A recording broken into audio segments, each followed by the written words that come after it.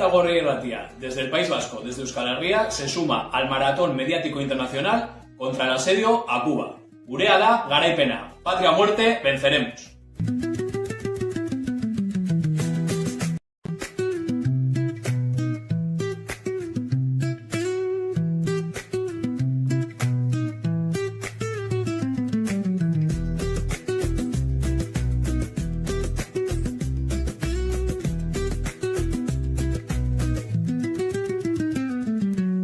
Desde Caracas hasta La Habana y todo el sur global, Alma Plus TV muestra las voces de los pueblos y denuncia la injusticia.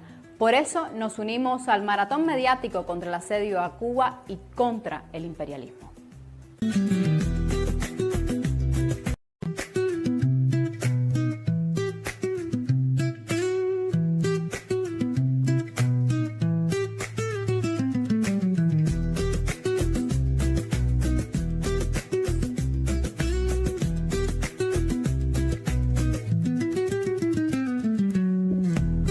Desde el Centro de Comunicación Popular y Acción Colectiva C-Común en México, nos sumamos al Maratón Mediático Internacional contra el asedio a Cuba.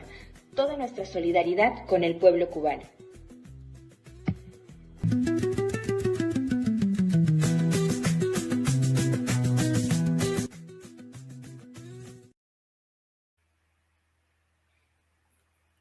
Bueno, muchas gracias a todas esas cadenas que se han implicado en el maratón. Sí, y todavía quedan muchas que tenemos que poner después.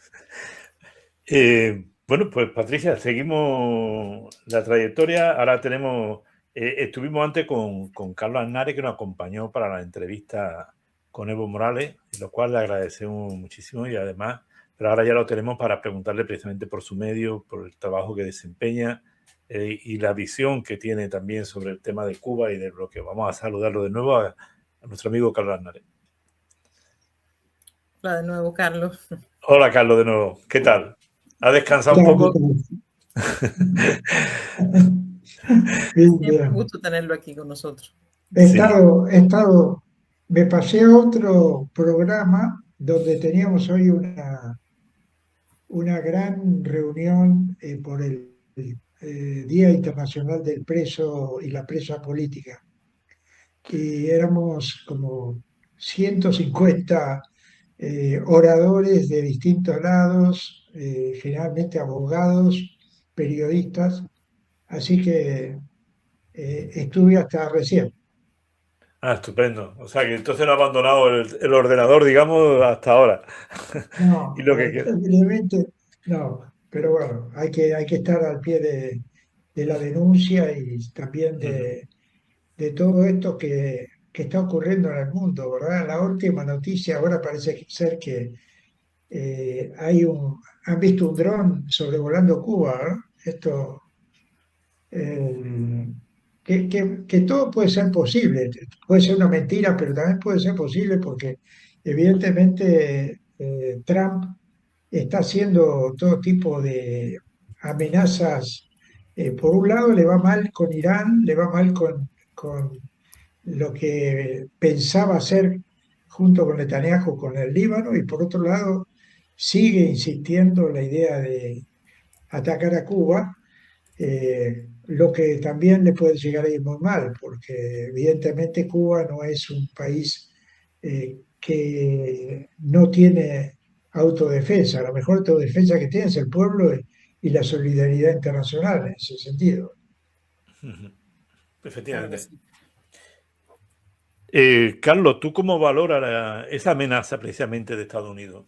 ¿Tú crees que lo puede concretar con una acción Estados Unidos? ¿Tú crees que llegará a eso? Yo creo que, digamos, si acá imperara la lógica, diríamos que no se puede concretar, porque yo creo que Trump y Netanyahu cada vez cuentan con más repudio internacional. O sea, Israel ha perdido cualquier tipo de estima, salvo la colectividad sionista de cada país, pero la humanidad ha despertado y se terminó el cuento del victimismo. Y Trump, con lo que ha trascendido de Jeffrey Epstein y todo su pasado del Trump y de su esposa, pedófilos, tratantes de blancas, criminales. En realidad, también pasa lo mismo. O sea, políticamente estos tipos están derrotados. Ahora, ¿tienen poder bélico? Sí, lo tienen. ¿Tienen una estructura armamentística, empresarial detrás? Sí, lo tienen. Sin embargo, en el campo de batalla no les va bien, no les va bien. Se han encontrado con la horma de sus zapatos y sobre todo la República Islámica de Irán los ha puesto directamente en el terreno de los perdedores con el ataque a las bases norteamericanas en el Golfo. Y esto ayuda a Cuba, obviamente que ayuda a Cuba, porque si a Trump le fuera muy bien en todos estos objetivos que se plantea, él tiene un compromiso con la gusanera de Miami y Marco Rubio tiene un odio total hacia lo que él llama el castrismo y el comunismo cubano. No tenemos la lámpara para predecir qué va a pasar, digamos, pero creo que Cuba está muy fortalecida últimamente, en el sentido de países como México, ahora Colombia, enviando y desafiando el bloqueo, porque si hay algo que ha pasado es que se ha empezado a romper el bloqueo de alguna manera. Cuando más parecía que Estados Unidos estaba desarrollando no solamente el bloqueo económico, sino también el bloqueo militar, esto ha despertado la dignidad de algunos países que, pudiendo ayudar a Cuba, lo hacían muy esporádicamente y que ahora lo están haciendo como diciendo, nosotros vamos a pasar con nuestro barco. Y en ese sentido, creo que eso lo ayuda a Cuba también.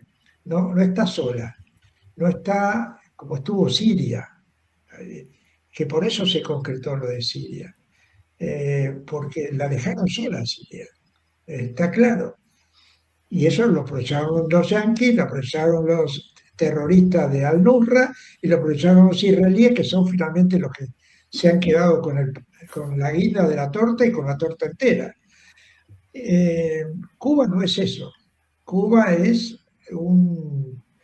tiene un nivel de apoyo social en el mundo por todo el esfuerzo y todo lo que ha hecho Cuba por los oprimidos, por los humildes de la tierra, por esos chicos que no tenían para poder ir a la universidad e iban a quedar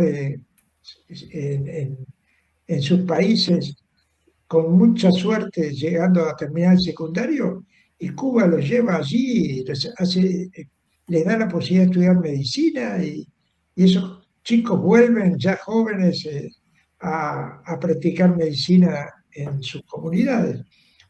Entonces, hay todo un derrotero de Cuba de ser solidaria con el mundo y hoy es la hora que el mundo tiene que ser solidaria con Cuba. Por lo cual yo, entre la expresión de deseo y razonando lógicamente, diría que Estados Unidos, si lo intenta, puede ya hundirse definitivamente Trump, por lo menos. Porque también dentro de Estados Unidos hay mucha gente que ama a Cuba y que incluso se ha arriesgado una y mil veces a hacer caravanas y llevar medicamentos, llevar de transporte. Uno va a Cuba, a La Habana, o en cualquiera de las provincias, ve transporte escolar norteamericano que se usa en Cuba y que lo han traído los pastores de la paz y otros sectores que... No, ojalá que este energúmeno asesino retroceda y si no retrocede, ojalá que caiga estrepitosamente. que es lo que deseamos todos los que tenemos cierto amor por Cuba, cierta bronca por todo lo que Estados Unidos está haciendo, amenazando de muerte a la humanidad entera. Lo que sí es cierto también, Carlos, que tú lo has dicho bien, es la solidaridad que se ha abierto con Cuba después de esto. Incluso ha habido países, o hay países que han decidido además arriesgarse, ¿no?, a lo que puede ser las sanciones y el acoso de Estados Unidos, ¿no? El caso de México, que hemos dicho, pero también otros países han abierto posibilidad, incluso Rusia también ha mostrado ahí con un apoyo petrolero impresionante, desafiando un poco a esa política de Estados Unidos. Que por otra parte, yo creo que ahí ha mostrado también, digamos, una cierta debilidad ante Rusia, viéndose ya que el enemigo es más lo que habla que lo que parece, que lo que es realmente, ¿no? Es la impresión que tengo. Es más lo que ladra que lo que muerde.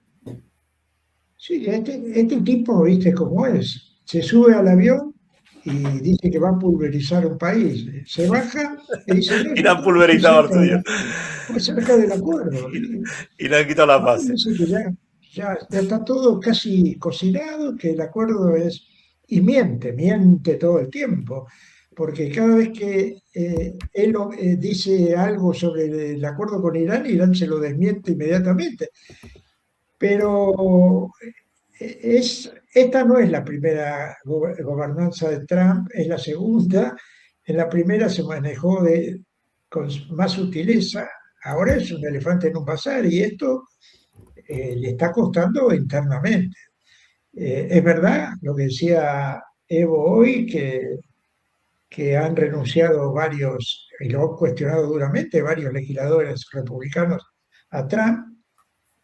Todos lo harán seguramente pensando electoralmente, pero hay pedidos de juicio político, hay pedidos de juicio por insanía, que entre Trump y Milei podrían dar de comer a un psiquiátrico que esté con problemas económicos, porque los dos están en el mismo filo de la cornisa, todos los días diciendo realmente cosas delirantes que después no pueden cumplir porque retroceden, porque no es, el mundo no es como ellos quisieran que sea. Hay rebeldía, hay lacayos, hay Mileis repartidos por el mundo, pero también hay rebeldía. Fíjate vos lo que pasó en Perú. Ahora, ellos creían que ganaban las elecciones en Perú, que derecha más derecha, candidato de derecha primero, segundo, tercero, y pronto aparece otro Pedro Castillo, que venía desde atrás haciendo campaña, sin plata, sin dinero, igual que Pedro Castillo.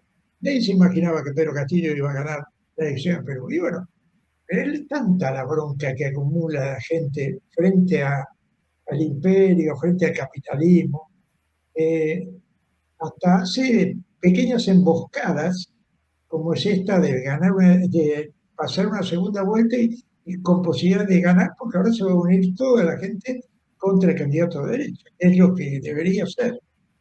Ya que jugamos en el terreno de la democracia burguesa, que es el terreno de la democracia del enemigo, no la democracia popular de Cuba, no la democracia participativa de Venezuela, o incluso hablando de Venezuela, ¿verdad? Está bajo fuego, está con todas las alabanzas de Trump, que también lo hace a propósito, provocando la idea de que Venezuela ya la tiene consigo, y por otro lado las comunas siguen creciendo, el chavismo sigue allí, obviamente con amenaza, bajo amenaza, pero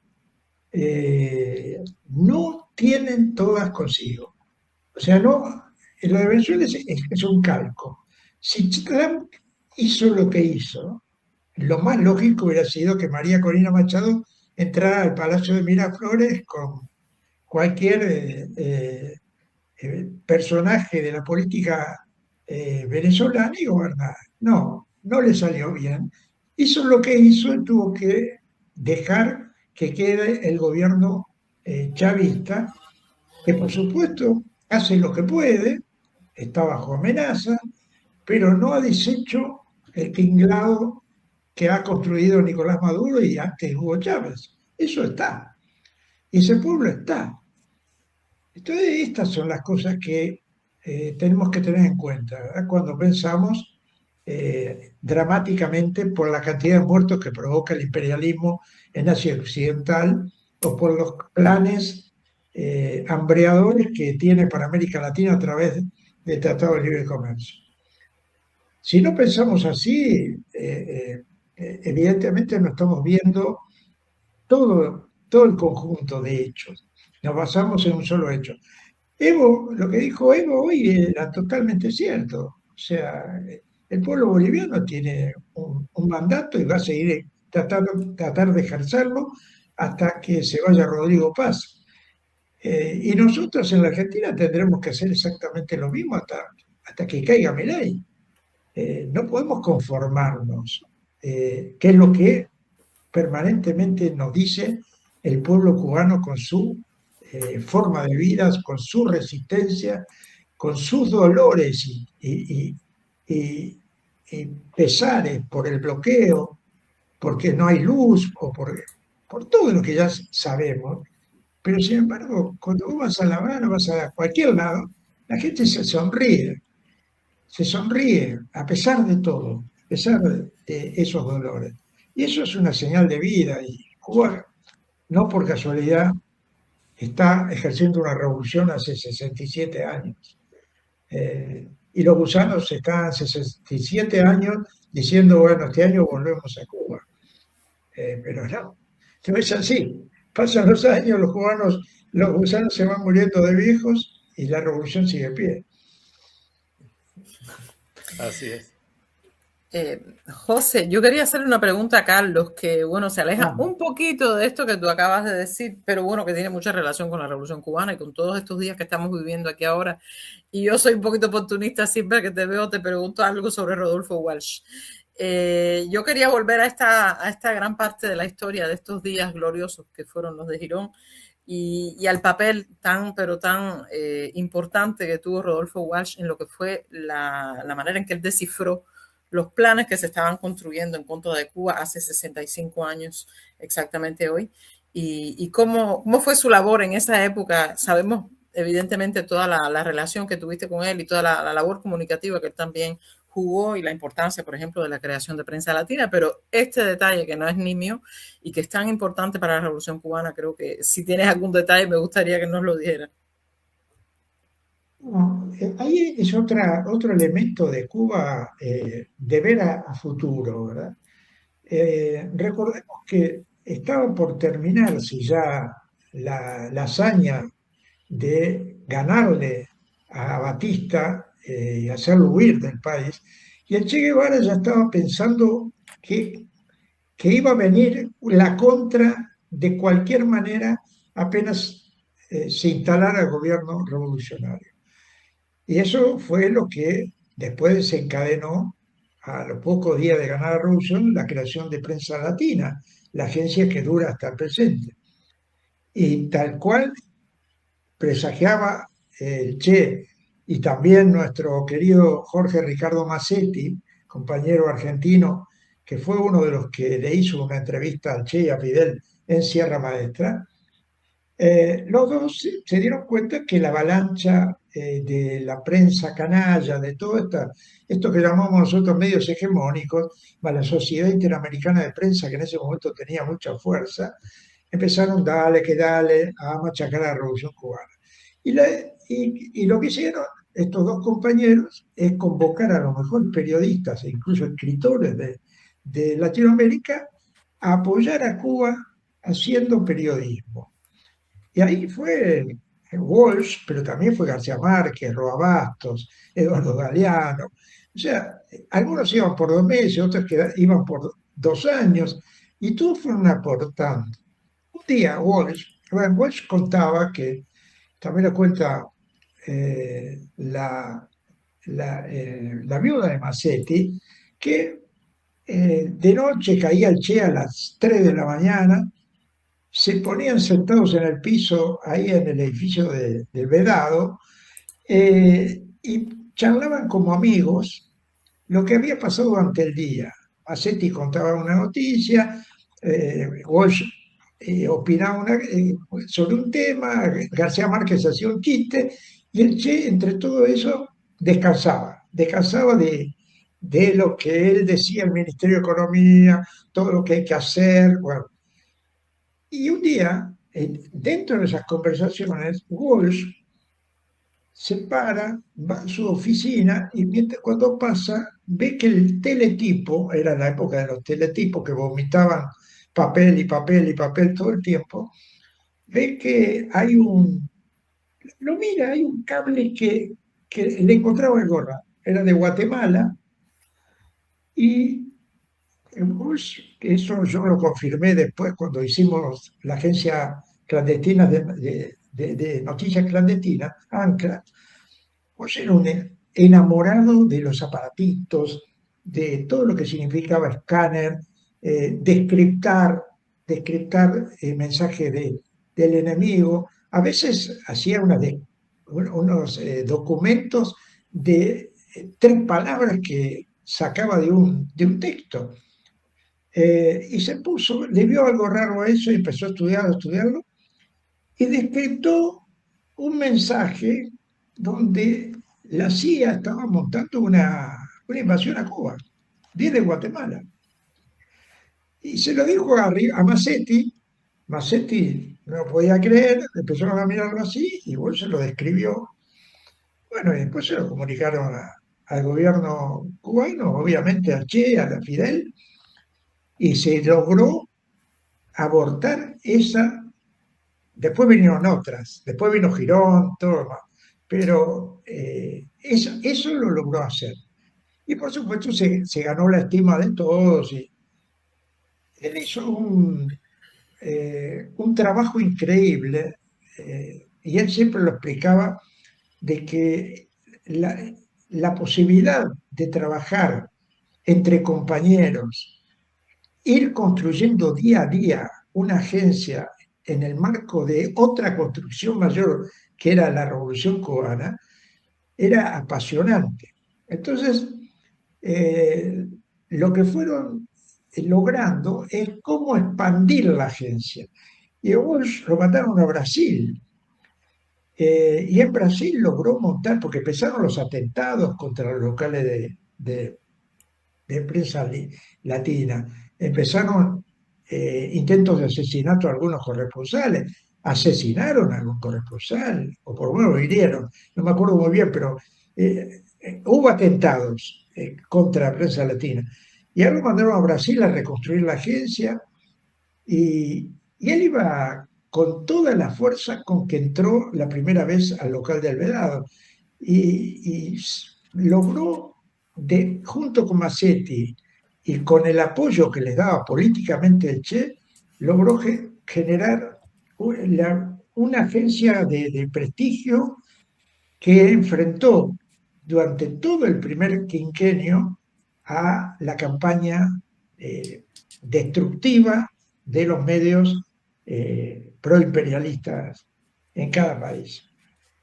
Así que cuando vuelve a la Argentina, vuelve con todo ese bagaje y recibe las críticas, porque lo acusaban de guevaristas, algunos elementos del Partido Comunista Argentino que no lo querían al Che. Ahora, después se contó la historia, cuando se descriptan las cosas también en la historia, no había una sintonía con ese comandante Guevara que era realmente un tipo que no se callaba la boca cuando no le gustaba algo que andaba mal. Ahí está el documento de Argelia, la conferencia de Argelia del Che. Él tenía cierto rifirrafe con la Unión Soviética, con la forma que la Unión Soviética se comunicaba con Cuba. No era anticomunista ni era antisoviético. Él tenía críticas y Bush también las tenía. Cuando vuelve a la Argentina, tiene esos enfrentamientos. Y después, cuando forma ANCLA, la agencia de noticias clandestinas, él siempre nos decía que si él no hubiera estado en Prensa Latina, no hubiera sido capaz de armar una estructura como la que fue. Y volcó muchos conocimientos y los socializó. Y bueno, ahí estábamos nosotros también para chupar todo lo que él nos tiraba en sentido de conocimiento para trabajar en tiempos difíciles. Porque la Agencia de Prensa Latina creció en tiempos difíciles, muy difíciles. No, el primer día todos aplaudían a Cuba, el segundo día ya el imperio estaba conspirando y al año ya estaba haciendo el bloqueo. Así es.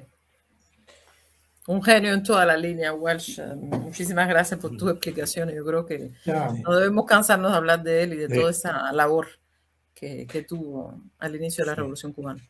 Carlos, pues yo te quería agradecer eso, tu presencia aquí hoy también. Tenemos previsto además tener también a María, pero yo no sé si ella tendría algún problema por tenerla mañana. Te digo porque se nos han roto un poco planes de cambio estructurales del directo. Si mañana puede estar yo, a la hora que ella precise, mañana la ponemos, a la hora que ella quiera, porque vamos a tener posibilidad de... No sé, María está acá, está conmigo. Pues ya, de momento, a ver si podemos saludarla. Vení, María. Bueno, María, yo creo que te estaba esperando, María. Claro, todos los amigos de Cuba, yo creo que conoce a María Torrella. María Torrella... Hola, María. Buenas noches, María. Hola. María Torrella, bueno, yo creo que te conoce todo el mundo, María, ya por aquí, todos los amigos de todo el mundo mundial, todos los amigos de Cuba. Todo el mundo mundial, más que a Carlos todavía. María lleva el tema, bueno, la parte de documental y todo del resumen latinoamericano. Ha hecho varios documentales muy interesantes. Cubana Mujer en Revolución, por ejemplo, es una de sus películas, pero son muchas más, ¿verdad? María, a mí me encantaría que nos hiciera por lo menos un relato de las películas, así que para que la gente conozca un poco, porque seguro que han visto muchas y no sabe quién ha sido el culpable. Bueno, ahora no tengo así la lista, pero bueno, puedo contar así por encima que lo que quisimos siempre hacer es un seguimiento de dar a conocer lo que hace la revolución, ¿no? Y como siempre tiene toda esa censura, todo ese silencio, o está mintiendo siempre. Entonces la labor que empezamos a hacer es, como estábamos en Argentina, pues empezamos a hacer las misiones cubanas en Argentina, desde el principio. Misión Milagro, de la Fundación del Hospital Che Guevara, donde se opera gratuitamente de la vista, con Claudia Camba, que es la que representa la fundación. Y entonces ahí empezamos a hacer pues historias del hospital, su evolución, cómo el pueblo vasco apoyó muchísimo las juntas vascas de la izquierda independentista vasca, les dieron el láser, o sea, todo eso, historias de pacientes, Y eso fue creando también una difusión del propio hospital para que hubiera muchas más personas interesadas. Luego también hicimos un seguimiento muy, como siempre, todo lo que hacemos por Cuba nos da mucha emoción. Yo creo que eso es lo que más impulsa a amar a Cuba, que los valores que tienen las personas que hacen la revolución cada día, en cada misión, en cada acción, es que nos transmiten una esperanza y nos transmiten unos valores que nos dicen es posible otra forma de relacionarse, otra forma de vida, otra forma de entender cómo apoyarnos unos a otras. Y entonces empezaron a hacer brigadas, que las brigadas venían siempre a Leida Guevara. Y entonces hemos hecho películas, hay una que es emocionantísima, que fuimos a un pueblito del sur, de la Patagonia Argentina, mapuche, y que se llamaba Garangán. Y entonces éramos una brigada de 100 personas, de de médicos, médicas, de artistas, ¿cómo se llaman? Las que están con las infancias y juegan, ¿no? De chicos que habían ido para jugar con las infancias del pueblo. Y entonces Aleida se levantaba a las 7 de la mañana, se iba a hacer una consulta y empiezan a aparecer colas. Entonces venía tanta gente y entonces decíamos, pero Aleida no te va a dar tiempo. Y dice, no, yo me voy a quedar aquí. Y entonces se quedaba todo el día con esas colas de personas que tal vez no habían visto una médica así, ni nunca las habían tratado así. Entonces eso ha sido tan fuerte, tan fuerte. Eso por un lado, en Operación Milagro. ¿Y qué hacían? Hacían relevamientos. Entonces iban casa a casa con las brigadas que estaban ahí, todas las personas que iban a ayudar, alumnos y alumnas de la ELAM, y entonces iban a ver quién le faltaba la vista, quién no sabía leer y escribir. Y entonces ahí se iba organizando el pueblo entero para que ese pueblo fuera alfabetizado. Y, a su vez, invitar a las personas al Hospital Che Guevara para operarse de la vista, aquellas que tenían que ir. Entonces, bueno, esos eventos pudimos hacerlos en esa tan impresionante que fue la más grande. La hice con Mónica Simoncini, que es la que hizo también Cubanas conmigo. Y bueno, durmiendo en el suelo, en una escuela, o sea, todo muy, muy, muy sencillo, pero salió una película muy interesante que la titulamos El día que el Che estuvo en Gangan, porque sin duda Aleida era la representación de su papá. Y después hicimos el Yo sí puedo también, a lo largo de varios años, fuimos haciendo historias de cómo esas personas más humildes de Argentina sentían esa dignidad al aprender a escribir. Entonces hacíamos, bueno, cuando les daban el título, en fin, muchas historias distintas, ¿no? Eso Sí. fue un poco el seguimiento de las misiones cubanas, que duró años. Y después hubo otra historia muy interesante cubana, pero esta vez fue una argentina que estuvo en la alfabetización en el año 1961. Ella se llamaba Berta Rosenborsel. Es un documental que recomendamos. Se llama Cuba, la Yo gran creo, Isabel. creo que la pusimos por el canal también, por aquí lo pusimos. ¿La habéis puesto?